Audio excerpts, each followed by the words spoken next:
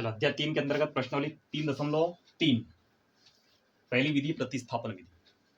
Question है इसमें प्रतिस्थापन विधि द्वारा निम्न समीकरण युग्म को हल कीजिए। कितने क्वेश्चन है इसके बताइए? 6 क्वेश्चन। इसमें फर्स्ट क्वेश्चन है x + y = 14 और x - y = 4। कौन सी विधि से हल करना है इसको? प्रतिस्थापन विधि से। चलो पहला समीकरण क्या है इसका? x + y = 14 समीकरण 1। और सेकंड क्या बताओ? x - y = 4 समीकरण नंबर 2। अब इसको समझ लो। प्रतिस्थापन विधि में प्रतिस्थापित करते हैं, यानी x के मान को या x को हम y के पद में व्यक्त करते हैं। तो समीकरण 1 से x = क्या हो जाएगा? y का पक्षांतर कर दीजिए तो कितना हो जाएगा? 14 - y। समीकरण नंबर क्या दे देंगे इसको? 3। समीकरण नंबर 3 को समीकरण नंबर 2 में रखने पर 1 में मत रखना, तो उसका मान 0 हो जाता है। समीकरण नंबर 3 को कहाँ रखेंगे? समीकरण नंबर 2 में। तो क्या हो जाएगा? x के लिए क्या रखेंगे? 14 - y = क्या हो जाएगा? 4। हमने क्या किया? इस x की जगह में क्या रख दिया? 14 - y को रख दिया है। हल कर लेते हैं इसको। 14 - y कितना हो गया? -2y = 4। तो -2y = क्या हो जाएगा? 14 का पक्षांतर करो, 4 - 14। तो -2y = क्या हो जाएगा? -10। माइनस माइनस क्या हो गया? प्लस। 2 एकम 2, 2 पंचे 10। तो y का मान कितना आ गया अपने पास में? 5। अब इस y = 5 को कहाँ रखेंगे? समीकरण नंबर 3 में रखेंगे। किसका मान निकलेगा अपने को? x का। तो समीकरण नंबर 3 से, तो समीकरण 3 क्या बताओ? x = 14 - y का मान क्या रखेंगे हम? 5। तो 14 में 5 गया 9। तो x का मान क्या आ गया? अतः लास्ट में कंक्लूजन रिजल्ट क्या निकला अपना? x की वैल्यू कितनी निकली? 9 और y की वैल्यू 5।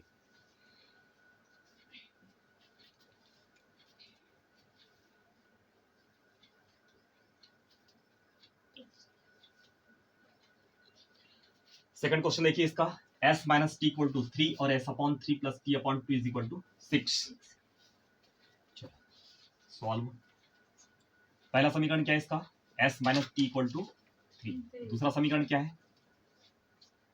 s/3 + t/2 = 6। पहले इसको हल कर लेते हैं। अभी फर्स्ट वाले समीकरण जैसा नहीं दिख रहा है ये, तो बटे में इसको हल कर लेते हैं। तो क्या हो जाएगा? 3 और 2 का लघुत्तम कितना आ जाएगा? 6। 6 में 3 का भाग देंगे 2।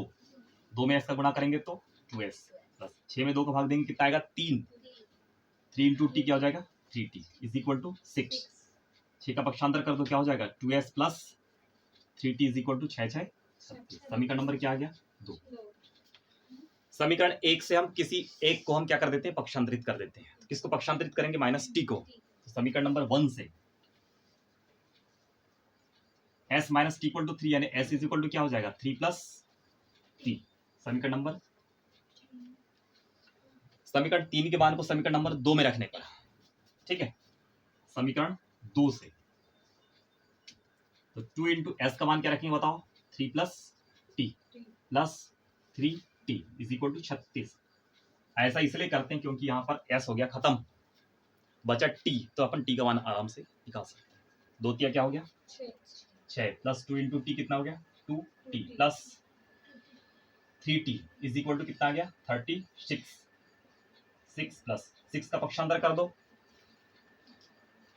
2t + 3t = क्या हो गया? 5t। क्या हो गया? 5t। 36 में 6 कितना हो गया? 30। 5 6 30। t का मान कितना आ गया? 6। अब समीकरण नंबर 3 से t का मान क्या रखेंगे? समीकरण नंबर 3 में तो s बराबर क्या हो जाएगा? 3 + t यानी 3 + 6। s की वैल्यू कितनी होगी? 9। ये s का मान निकल गया और ये किसका मान निकल गया? t का मान निकल गया। अतः s = 9 और t = कितना आ गया? 6। ये अपना आंसर हो गया। चेक कर लो।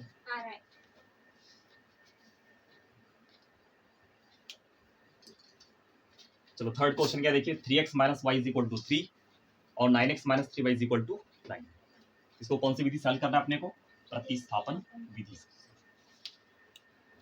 पहले इनको समीकरण के रूप में लिख देते हैं।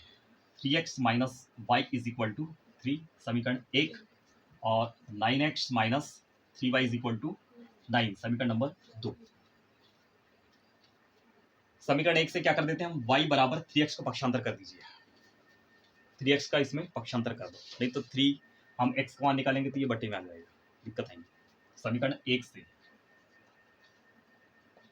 y इज इक्वल टू क्या हो जाएगा बताओ, माइनस वाई था, चलो माइनस वाई को यहाँ रख दो, 3x का पक्षांतर करो तो क्या हो जाएगा 3 माइनस 3x। इसका मतलब y इज इक्वल टू क्या हो जाएगा, माइनस का पक्षांतर करेंगे तो जिसमें माइनस है वो प्लस, जब प्लस है वो माइनस। समीकरण 3 का मान कहाँ रखेंगे, समीकरण नंबर 2 में। समीकरण नंबर 2 से 9 into x as it is रहेगा माइनस 3, वाई का मान क्या रखेंगे 3x minus 3 is equal to क्या हो जाएगा, तो 9x माइनस 3 किया,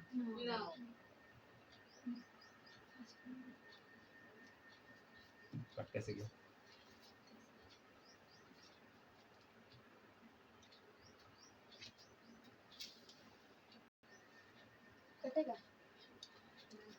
माइनस माइनस प्लस 3 किया 9 इज इक्वल टू 9। देखो 9x से 9x कैंसिल हो गया।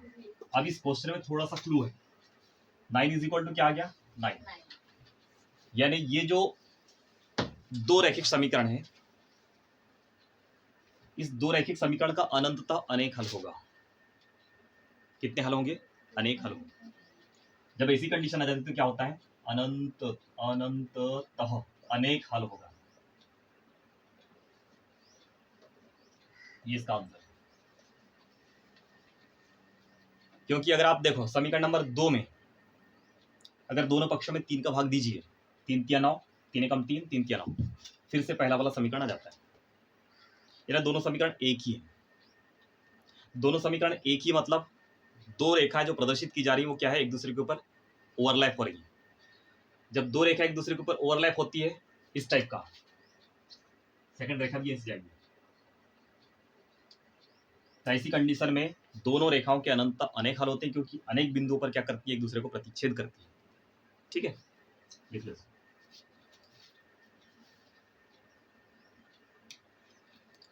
फोर्थ वाला क्वेश्चन देखिए, 0.2x plus 0.3y equal to 1.3 और सेकंड है 0.4x plus 0.5y equal to 2.3।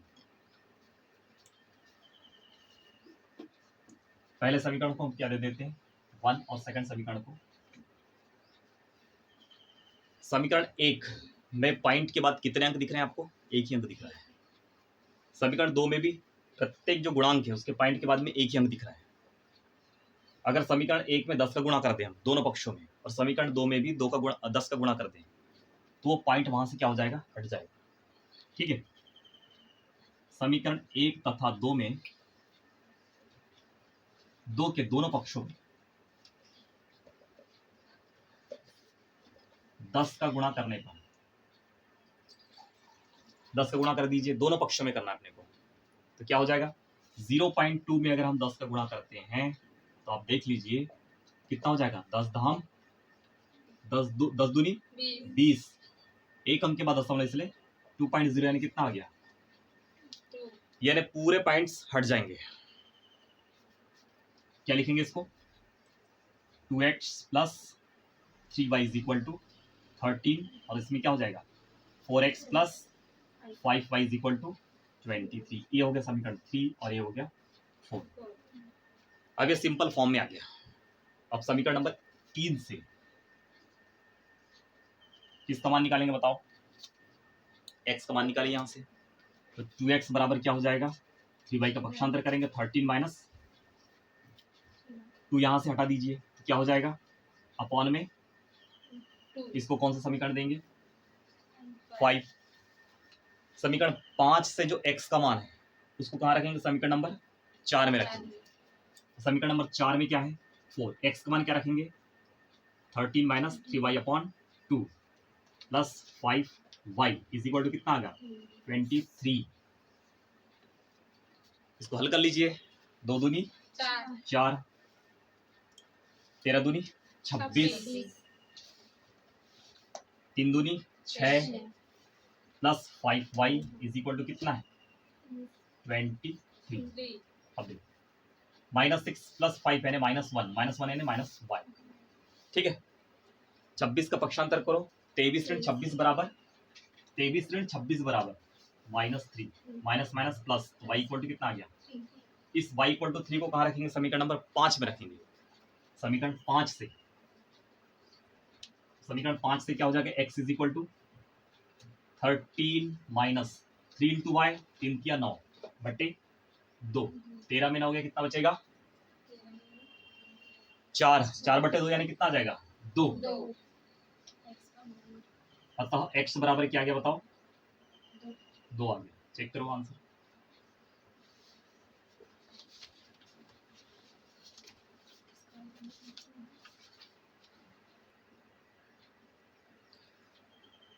Fifth question है √2x plus √3y equal to 0 और √3x minus √y is equal to 0। पहला समीकरण क्या बताओ? √2x plus √3y is equal to 0 और सेकंड क्या बताओ? √3x minus √8y is equal to 0। समीकरण नंबर 2। समीकरण 1 से किसका मान निकालेंगे हम? x का निकाल लेते हैं। समीकरण 1 से x इज इक्वल टू क्या आएगा? डायरेक्टली बता दीजिए। प्लस √3y का पक्षांतर करेंगे तो माइनस √3y, √2 गुणा में तो कहाँ जाएगा? भाग में। इसको समीकरण नंबर क्या दे दें? समीकरण 3 का मान कहाँ रख देंगे? समीकरण नंबर 2 में रख दीजिए। क्या हो जाएगा? √3 समीकरण नंबर कहाँ से बात कर रहे हैं? 2 से। x का मान क्या रखें बताओ? Minus √8y is equal to क्या आएगा? 0। कुछ कटेगा यहाँ पे? नहीं कटेगा। लेकिन √3 इंटू √3 क्या हो जाता है? 3 minus into plus minus 3y upon क्या आ जाएगा? √2 minus √8y is equal to क्या हो गया? 0।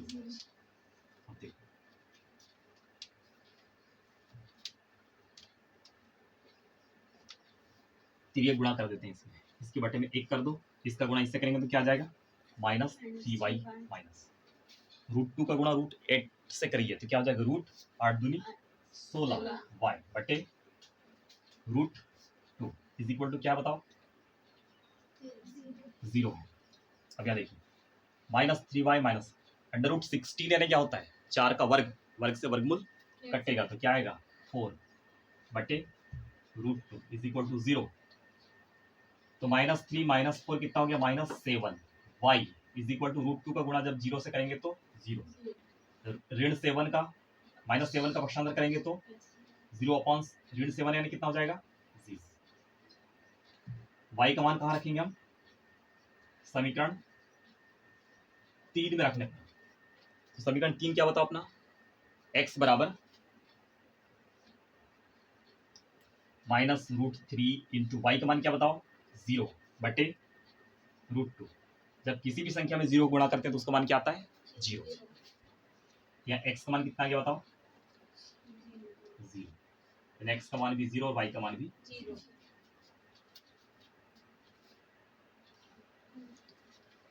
देखो 6th वाला क्वेश्चन है 3x upon 2 minus 5y upon 3 is equal to -2 और सेकंड है x upon 3 plus y upon 2 is equal to 13 upon 6। तो समीकरण पहला लिख लेते हैं 3x upon 2 minus 5y upon 3 is equal to कितना? -2। लेकिन इसको भी समीकरण नहीं देते क्योंकि समीकरण टाइप का नहीं दिख रहा है। x plus b y equal to plus c equal to 0 जैसा नहीं दिख रहा है। क्या करेंगे इसमें हम? जो हर में उसका लघुत्तम ले लेते हैं। 2 और 3 का लघुत्तम कितना आएगा? 6। कितना बचेगा? 3 3 किया 6 भागित 3 कितना हो जाएगा?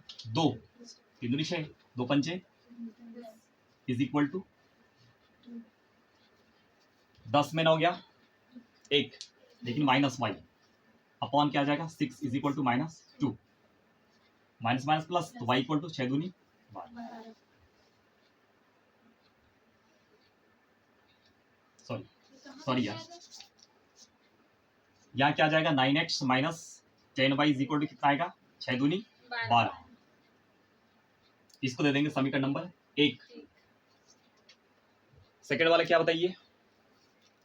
x upon 3 plus y upon 2 is equal to 13 upon 6, इसको वैसे ही हल करते हैं हम।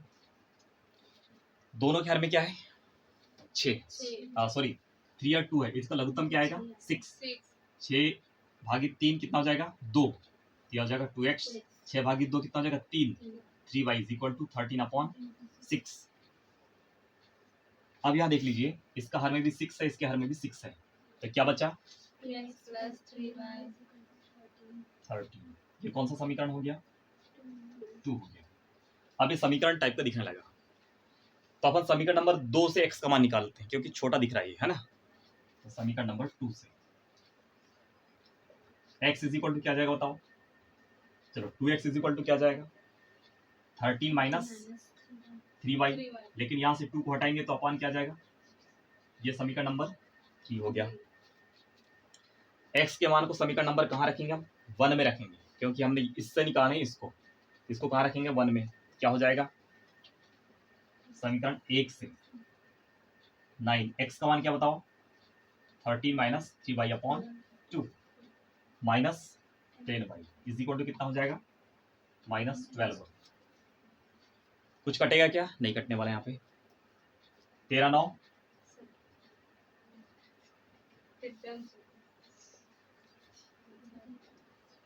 117, 9 तिया 27y/2 minus 10y is equal to कितना आ गया -12।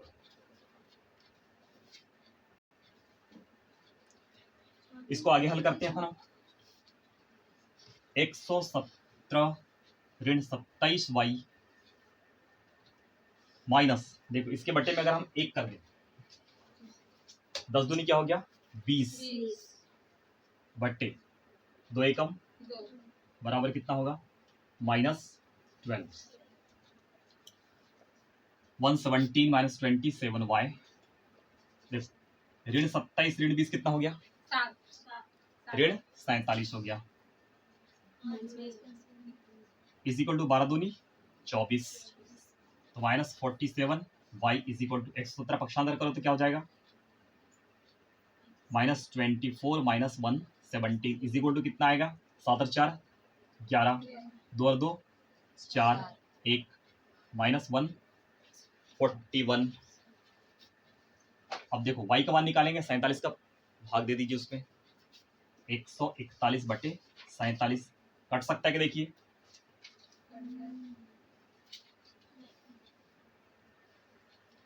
कितने बार कटेगा 47 से 3 बार, तो y की वैल्यू कितनी आ गई 3। इस y की वैल्यू कहाँ रखेंगे समीकरण नंबर 3 में। समीकरण 3 से x इज इक्वल टू क्या हो जाएगा 13 माइनस 3 इंटू वाई की वैल्यू कितनी है 3/2, 13 ऋण 3 तिया 9/2, 13 में ना हो गया 4, 4/2 यानी 2।